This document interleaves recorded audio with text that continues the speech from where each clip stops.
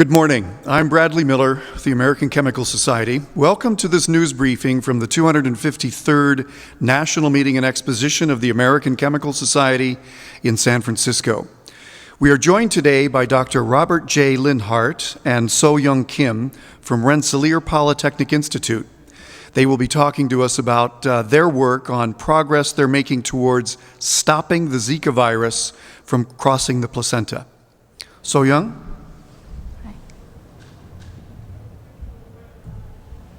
Thank you for introducing us. Zika is an envelope virus from flavivirus family like dengue virus and West Nile. But unlike other pathogenic flaviviruses like dengue, Zika has unique ability to cross placental barrier and cause birth defects. This baby girl named Anna, for example, she was born with a condition called microcephaly, which causes smaller head size due to abnormal brain development. Initially, Zika virus was occurring mostly in subtropical countries like Brazil, but this incidence report from Centers for Disease Control and Prevention tells us that we also need to be alerted in the US.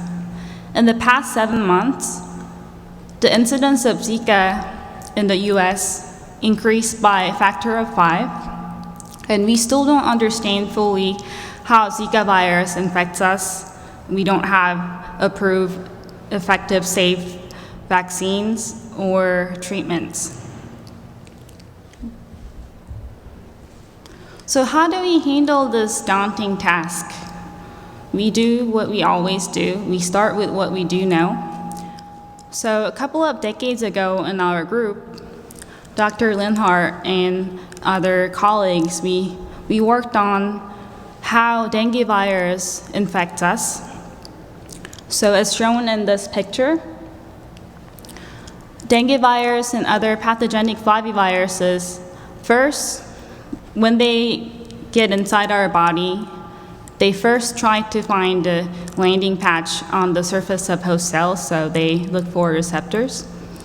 And one of the known receptors for flavivirus pathogenesis they're called glycosaminoglycans, or GAG in short, which are anionic linear polysaccharides with repeating disaccharide units.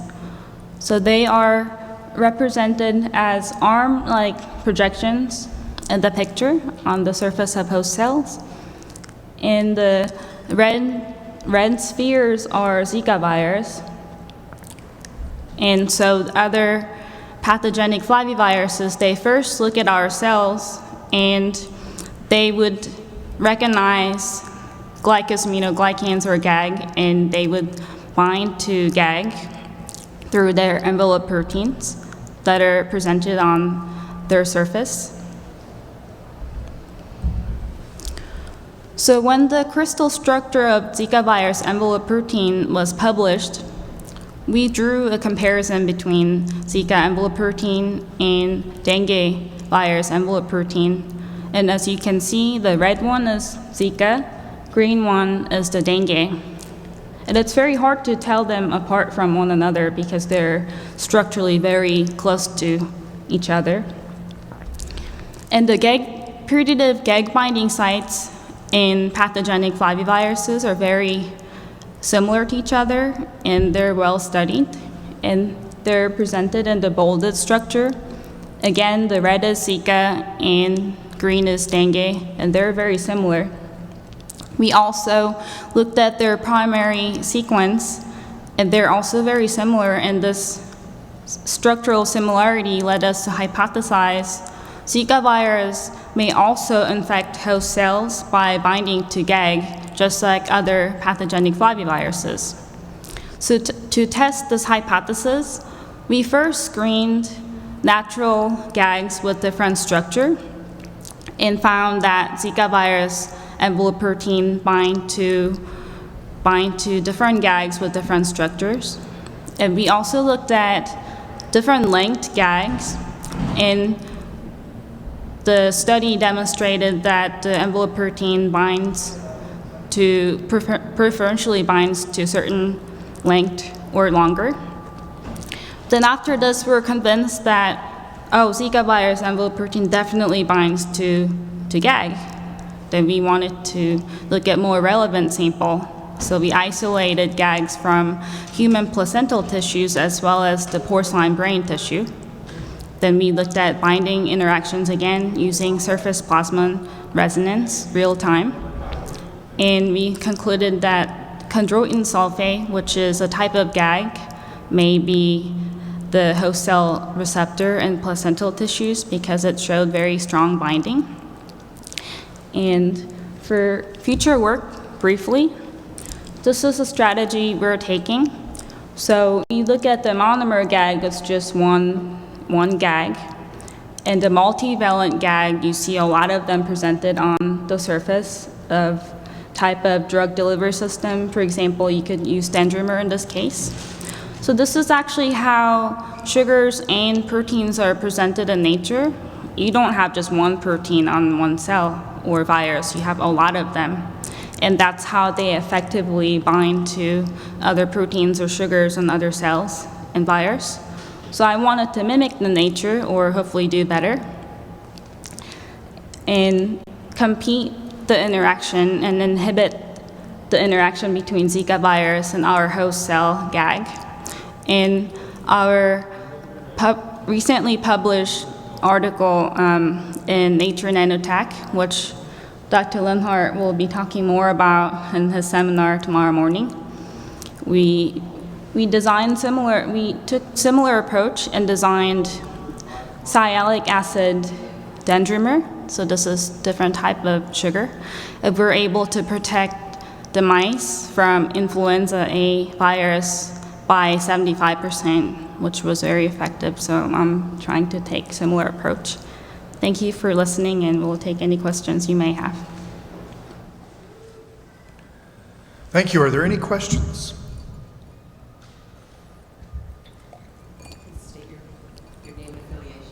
So it's Kath O'Driscoll from Chemistry and Industry magazine. Can you say why chondroitin sulfate actually binds so strongly?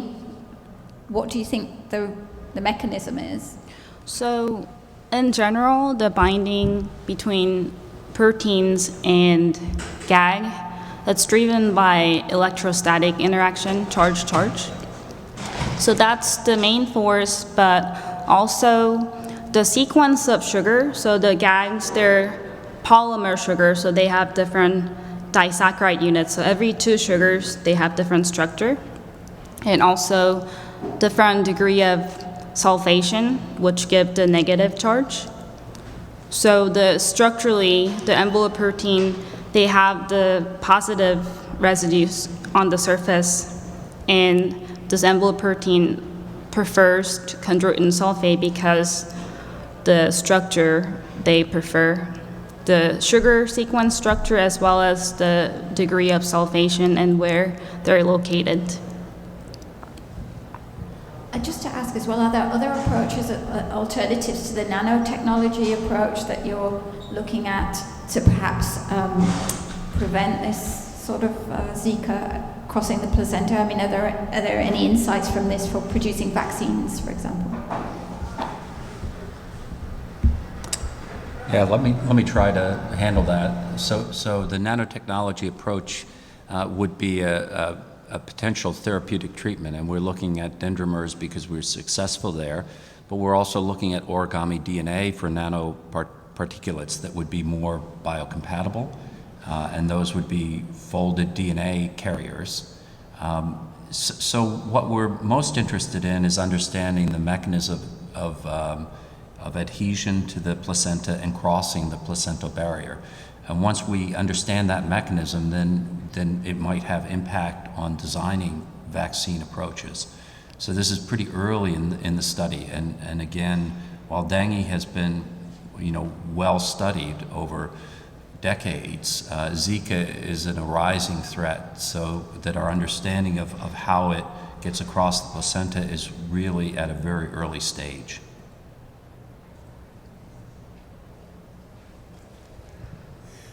Hi, thank you very much. Ben Valser from Chemistry World here. I don't understand how surface plasmon resonance works. I was wondering if you could just give me the summary.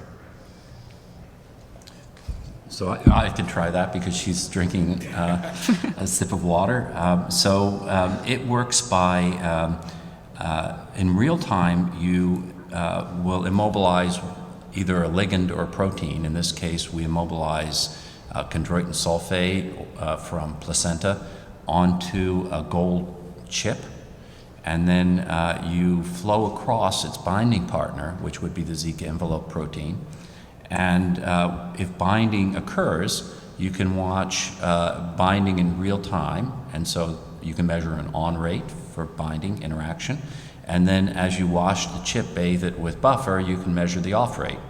And so from the on rate and off rate, you get the binding affinity. And what we found was that the chondroitin sulfate that was present in the placenta, which is not like every other chondroitin sulfate in other tissues, binds with a very high avidity. So it binds on the nanomolar level. And so that's why we believe it's the putative receptor for the Zika virus. Okay, we have online questions. The first one is from Abdul Majid, and they're asking why pregnant women and the fetuses are more exposed to Zika virus, but I guess it's probably more like why do they have more effects than people who are not pregnant? Would you like to try that? Yes. Sure. So that's an interesting question. And from my perspective, I think that's because Zika virus is very similar to other pathogenic flaviviruses in terms of their structure, but they do have their differences in terms of their structure, their protein structures, and in terms of their whole viral particle. So when you have different structures of proteins on the surface, that can also make a difference in what they can bind to, how strongly, how fast they can bind and come off. So in this case, just like, for example, we showed in this study, they were able to bind to different type of GAG, chondroitin sulfate. In dengue virus, they bind to a GAG called heparin sulfate, which has different structure. So I guess to answer that question, they might be able to interact with different type of proteins as well as how effective they can. Yeah, so another way of phrasing that is that dengue doesn't cross the placental barrier because it doesn't bind to chondroitin sulfate, and the placental tissue is rich in chondroitin sulfate. Other parasites, a parasite that binds the chondroitin sulfate in the placenta is the malaria parasite. And in fact, if a pregnant woman is infected with malaria, you can look at the placenta and it's full of these parasites on the external surface of the placenta. And sometimes in the birth process, you get the baby infected by the malaria parasite. So it's just the target is different. Then, of course, there's developmental biology. And so, as Soy Young probably mentioned, we looked at porcine brain for the target receptor. And we really didn't find a high affinity receptor in porcine brain, but we looked at adult porcine brain. And so we're going back and looking at neuronal stem cells and developing brain. And I think that's where we're going to see another glycosaminoglycan or GAG type receptor in developing brain, and that's why the microcephaly, we believe. So we really haven't honed the target in the brain yet for these fetuses. And there's another online question from Christine Sa, American Chemical Society. Are you currently testing nanoparticles against Zika in animals? She says to not ask the second question. So are you currently testing nanoparticles against Zika in animals? So let me start this, and So Young will finish it. We're planning to test first in a cell-based assay, and so we have a colleague who's an expert in arboviruses or insect-associated viruses at the Wadsworth that we're working with in New York State Public Health Labs. And we'll look at a cell culture system to look at whether our multivalent GAG constructs will prevent infection in a cell culture. But we were talking earlier about animal models, and Soy Young can mention animal models now. So there are different animal models you can test the infectivity. So for dengue virus, they don't infect the mice. So the way they go around this is they use the immune suppressed mice to artificially make the mice susceptible to dengue virus. And so this, even though this is not the best animal model, this is the system they use currently, so we could use that for Zika virus as well. And they also use monkeys, the primates, because the dengue virus and other flaviviruses, they do infect monkeys. So the jump to animal in vivo testing is quite a big jump, because you either have to go through engineered mice or directly to primates for a useful animal model.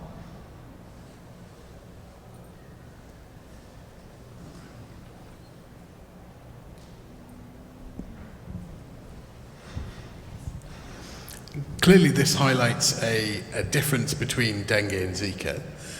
Can we use our understanding now of its preferred binding sites to learn anything else about Zika itself, and perhaps other ways to treat it or prevent its spread? So let me start this answer, and So Young can jump in if she wants, but there are multiple serotypes of dengue, and it's been very difficult to generate a dengue vaccine because, in fact, there was a dengue vaccine that was tested, and it's largely been withdrawn because it causes more damage than it prevents. Because it ends up the people who it's not effective for end up getting worse cases of dengue, and so this is a real complication. So some people have called Zika like a new serotype of dengue. They're that closely related. And there's a recent paper, I think, that was just published a week or so ago that showed that people who had dengue infections were much more prone to get very severe Zika infections. So these are very closely related viruses.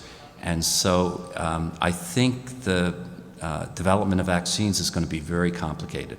So that's why we're so excited about moving forward with, first, better understanding of Zika and how it differs from dengue, and second, to try to develop new, at least therapeutic approaches that could immediately be helpful while a vaccine is developed. You want to make any other comments? No, I think that was good. Well, my follow-up question is about your nanoparticle treatment. Mm-hmm. What's the sort of dosage that you need to give, and how well is it cleared from the animal models you've put it in so far? Okay, so we've only used this in an animal model for the treatment of influenza, and it actually was administered through intranasal administration, and that was quite effective. So we again used a strain of immune-compromised mice where the dose of influenza A was lethal to all mice. And we were able to show by administering this nasal therapeutic based on dendrimers of sialeolactose, so a type of sugar-coated dendrimer, we were able to rescue 75% of the animals from a lethal infection. And so that's been published, been published in Nature Nanotechnology. And we're using the same construct now with a chondroitin sulfate that resembles the placental receptor. And we'll look first at cell-based cell culture models to see if we can block infection. And we're just building those constructs right now. So it takes some time to build them and then characterize them chemically. They're quite large, and so they're difficult to characterize fully. Then we go into an in vitro study, and then if that's promising, then we would have to partner with someone who has an in vivo model, maybe a knockout mouse model.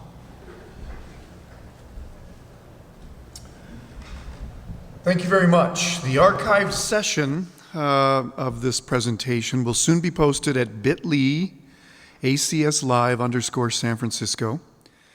Please join us for our next session press conference tomorrow at 10 a.m. Pacific time here in the U.S. About how an addictive nuts derivatives could help smokers break the nicotine habit. Thank you for coming and for your attention.